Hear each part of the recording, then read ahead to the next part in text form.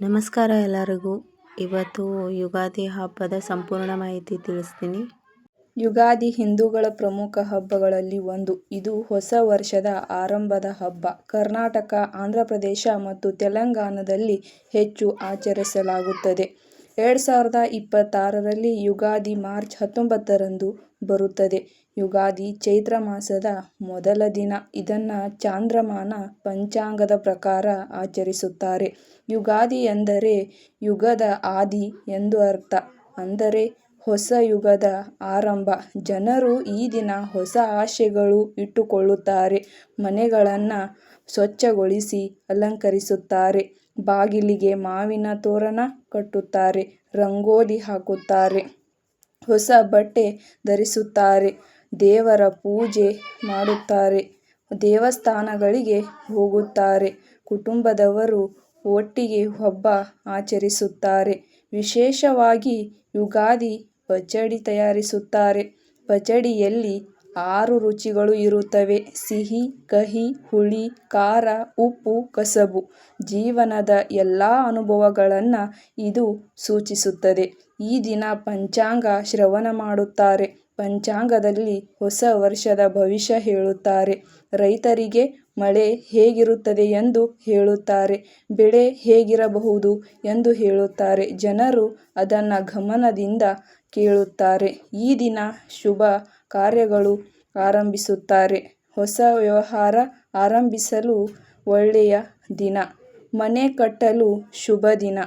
ಮಕ್ಕಳಿಗೆ ಹೊಸ ಪುಸ್ತಕ ಕೊಡಿಸುತ್ತಾರೆ. ದೊಡ್ಡವರ ಆಶೀರ್ವಾದ ಪಡೆಯುತ್ತಾರೆ. ಯುಗಾದಿ ದಿನ ದೇವರಿಗೆ ವಿಶೇಷ ನೈವೇದ್ಯ ಮಾಡುತ್ತಾರೆ. ಬೆಲ್ಲ ಮತ್ತು ಬೇವು ತಿನ್ನುವ ಪದ್ಧತಿ ಇದೆ. ಇದು ಜೀವನದ ಸಿಹಿ ಕಹಿ ಸೂಚಿಸುತ್ತದೆ. ಈ ಹಬ್ಬ ಸಂತೋಷ ಮತ್ತು ಆಶೆಯ ಹಬ್ಬ. ಹೊಸ ವರ್ಷಕ್ಕೆ ಸ್ವಾಗತ ಮಾಡುವ ದಿನ. ಕೆಲವು ಕಡೆ ಸಾಂಸ್ಕೃತಿಕ ಕಾರ್ಯಕ್ರಮಗಳು ನಡೆಯುತ್ತವೆ. ಹಾಡು, ನೃತ್ಯ ಕಾರ್ಯಕ್ರಮಗಳು ಇರುತ್ತವೆ. ದೇವಾಲಯಗಳಲ್ಲಿ ವಿಶೇಷ ಪೂಜೆ. ಭಕ್ತರು ಭಜನೆ ಮಾಡುತ್ತಾರೆ. ಮನೆಗಳಲ್ಲಿ ಹಬ್ಬದ ಊಟ ಮಾಡುತ್ತಾರೆ. ಹೋಳಿಗೆ, ಪಾಯಸ ಪಡೆಯುತ್ತಾರೆ. ಹಬ್ಬದ ಊಟ ಕುಟುಂಬದ ಜೊತೆ ತಿನ್ನುತ್ತಾರೆ. ಮಕ್ಕಳಿಗೆ ಇದು ಬಹಳ ಸಂತೋಷದ ದಿನ. ಹಿರಿಯರು ಕಥೆಗಳು ಹೇಳುತ್ತಾರೆ. ಯುಗಾದಿ ಹೊಸ ಆರಂಭದ ಸಂಕೇತ. ಜನರು ಹೊಸ ಗುರಿ ಇಡುತ್ತಾರೆ. ಒಳ್ಳೆಯ ಜೀವನ ನಡೆಸಲು ಪ್ರಾರ್ಥನೆ ಮಾಡುತ್ತಾರೆ. ದೇವರಲ್ಲಿ ಆರೋಗ್ಯ ಮತ್ತು ಸಂಪತ್ತಿಗೆ ಪ್ರಾರ್ಥನೆ ಸಮಾಜದಲ್ಲಿ ಒಗ್ಗಟ್ಟು ಹೆಚ್ಚಿಸುತ್ತದೆ. ಸಂಬಂಧಗಳನ್ನು ಗಟ್ಟಿಗೊಳಿಸುತ್ತದೆ. ಕನ್ನಡಿಗರಿಗೆ ಯುಗಾದಿ ಬಹಳ ವಿಶೇಷ. ಕವಿಗಳು ಯುಗಾದಿ ಕವನ ಬರೆಯುತ್ತಾರೆ. ಸಾಹಿತ್ಯ ಕಾರ್ಯಕ್ರಮಗಳು ನಡೆಯುತ್ತವೆ. ಇದನ್ನು ಯುಗಾದಿ ಕವಿ ಸಮ್ಮೇಳನ ಎನ್ನುತ್ತಾರೆ. ಹೊಸ ವರ್ಷದ ಶುಭಾಶಯ ವಿನಿಮಯ. ಸ್ನೇಹಿತರಿಗೆ ಸಂದೇಶ ಕಳುಹಿಸುತ್ತಾರೆ. ಸಾಮಾಜಿಕ ಮಾಧ್ಯಮಗಳಲ್ಲಿ ಶುಭಾಶಯ ಹಂಚಿಕೊಳ್ಳುತ್ತಾರೆ. ಮಕ್ಕಳಿಗೆ ಹಬ್ಬ ಅರ್ಥ ಹೇಳುತ್ತಾರೆ. ಸಂಸ್ಕೃತಿ ಉಳಿಸುವ ಹಬ್ಬ. ಪರಂಪರೆ ಮುಂದುವರೆಸುವ ದಿನ.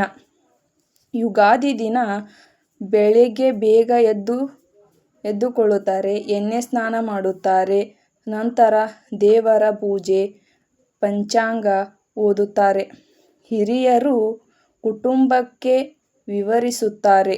ಹೊಸ ಯೋಜನೆ ಆರಂಭಿಸುವ ದಿನ. ವಿದ್ಯಾಭ್ಯಾಸಕ್ಕೆ ಶುಭ ದಿನ.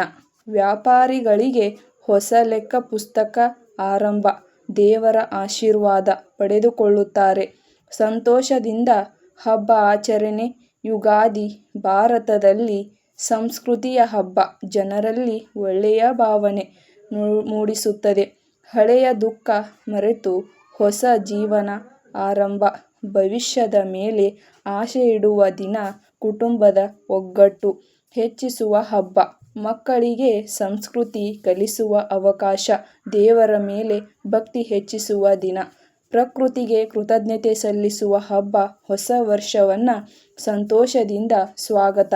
ಎಲ್ಲರಿಗೂ ಶುಭವಾಗಲಿ ಎಂದು ಪ್ರಾರ್ಥನೆ. ಯುಗಾದಿ ದಿನ ಒಳ್ಳೆಯ ಮಾತು ಕೇಳುವುದು ಶುಭ. ಕೆಟ್ಟ ಮಾತುಗಳನ್ನು ದೂರ ಇಡುತ್ತಾರೆ.